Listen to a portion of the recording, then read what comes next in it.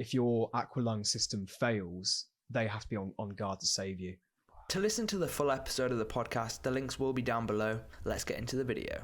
Yeah, going from being underwater in a cave, you also do scuba diving as well, right? Yeah, not as much as I'd like to, but I do dive.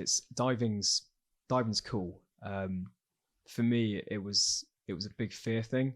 Yeah. So like ever since I was a kid, I've been terrified of deep water. I'm like, I've got that like thalassophobia thing. Right. The thought of being in deep water and not being able to see the bottom or touch the bottom is terrifying to me.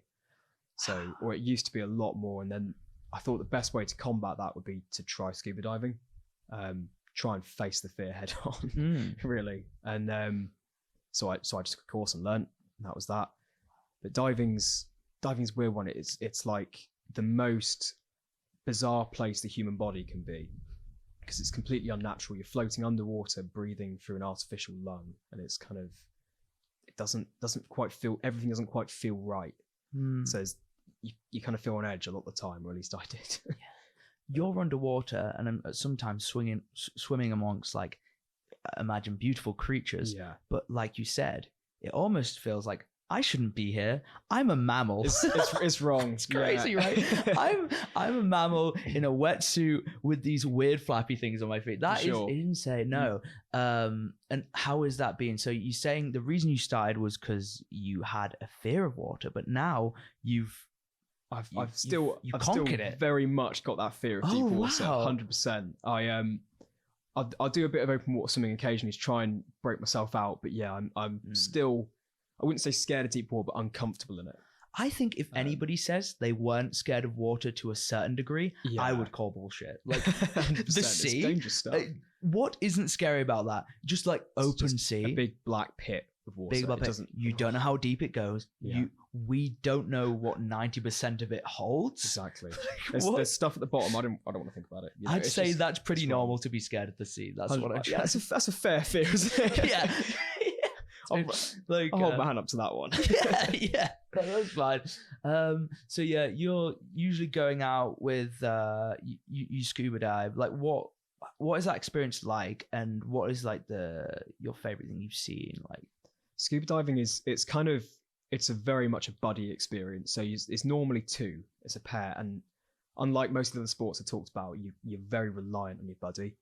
If your aqualung system fails, they have to be on guard to save you. Yeah, that's why a lot of divers have two regulator sets on them. One's bright yellow, so if you do run out of gas, you give a quick "I'm out," and they come over and feed you their gas. Oh wow! And that's crucial, you know. So they have the ability to manually make you breathe whilst they're breathing. Basically, right? you can breathe from the same cylinder for a short time. And say if and you may be really deep down, like what is the thing you do? If are you responsible for swimming that person up if something does happen? It's a tricky one. I mean, depending on how deep you are, a big consideration of scuba diving is deco, which is decompression. Wow. So as you start going deeper, your body on gases where it absorbs nitrogen, and the blood gets saturated eventually. So as you come up, you've got to take stops every now and then, and that just lets the body, the nitrogen just sort of perforate out the bloodstream and into your tissues and out into the sea. And if you don't do that, if you come up too fast, it just bubbles into the blood, and it's extremely painful. Right. So there's a technique of coming back up to the top. 100%, yeah. Wow, because you don't want that. Wow. So it's almost like there's an urgency to get your partner up if they're in trouble, but equally you can't just surface because you'll kill yourself effectively. Fuck. How was that training?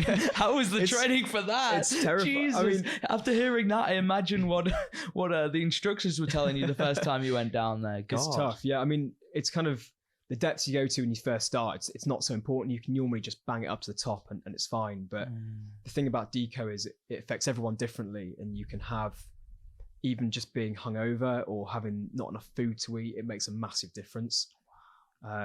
And you know, you can certainly, I've had it minor before, where you come to the surface and your ears are ringing a little bit and you thought, I don't feel quite right. Yeah. And you just know you shouldn't be on the surface yet. Wow. God, I didn't know that. My naive view on it was just, you go to the top and you're fine. Yeah. You swim up and you're fine. But no, that makes sense. There's a lot of pressure your body is under at these deep depths, right? 100%. And really and I deep. mean, you just look at the creatures that live down there. They look like aliens in the first place. So you don't wonder why our bodies are just not meant for it, right? It's just wrong. Yeah. Where's your favorite place that you've dove? Favorite place. I've not dived in many places, but it's not outside the UK anyway. But I would say the Isle of Mull in Scotland. Okay. That was incredible. It's not particularly deep. There's a few wrecks, but you get to see seals, and they're just like great big dogs. They're like Labradors of the sea. Wow. And they just come and cuddle you. They want to be around people. They're very friendly creatures. Wow. And you can just tell they're happy, just happy to see you. Damn. I wish my girlfriend was like that. No, no, that's nice. You've just had a scary like dive or something. You get a nice little hug from a was it a seal? A seal, yeah. Don't get me wrong, they got really sharp teeth, but they're very friendly. They try and nibble you? They do actually. They try and bite your hands, but not in an aggressive way. It's playful. Oh, they'll just sink their jaws around your hand and just sort of kind of pulse. Yeah, so the first time you do that, I think, well, my hand's gone. Yeah, that's it. That's it. Yeah. No, but they're just pissing around. They're just pissing around, having fun. Yeah, they're really sweet. Wow. And have you got any more like planned going for dives, or do you want to do any more? I'd love to. Yeah, I'd love to dive in like the Middle East, Far East, like Thailand, Mexico's one, like South America kind of way. There's loads of stuff out there, but yeah, my girlfriend's a real diver. I'm sort of, compared to her, a beginner. Right. she's way more advanced than me, but yeah, I'd love to see more. Wow. Just need to get there. Yeah, no, I imagine it's a lot harder to kind of schedule and plan compared to like climbing it's a hell of a lot more. You rely a lot more on having other resources. Like you need a boat, you need someone to drive the boat, someone to fill your cylinders up with gas, and and you can't just get anyone from the street. This is your life, right? Yeah, you gotta. No, I'm sure they're not just gonna let anybody do it, but it's a rough one, yeah. And having the right mix of gas, it makes a difference. And you sometimes can't just breathe air, because that could be quite deadly. Yeah, no, of course. It's a weird sport. Yeah, I always think the closest thing that reminds me to the deep dark depths of the ocean is space. I don't know why. My brain 100%. Goes there just because of the sparse like land and the little we know about it. So you said you've come into contact with like seals. Any other like cool sights you've seen down there? The best thing I've seen is like wreck diving. That's the best thing I've done with diving. That's something that appeals to me. It's just swimming through something that's been on the seabed for a long time, like a sunken aircraft I've swum through, and a small boat, a ship. That was really cool.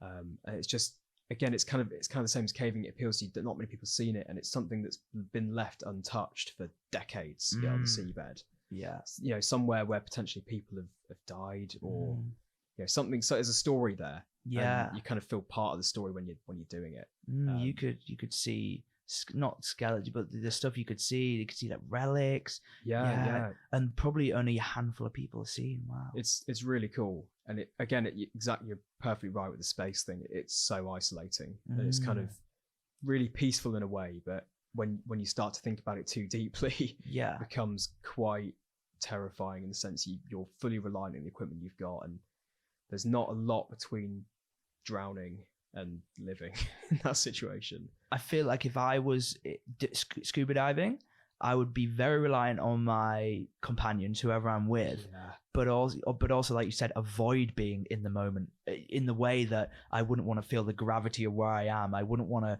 be too. You'd want to be very. You kind of want to be a bit. You wouldn't want to deep it. You want to detach yourself a little bit, even just by looking at fish or looking around.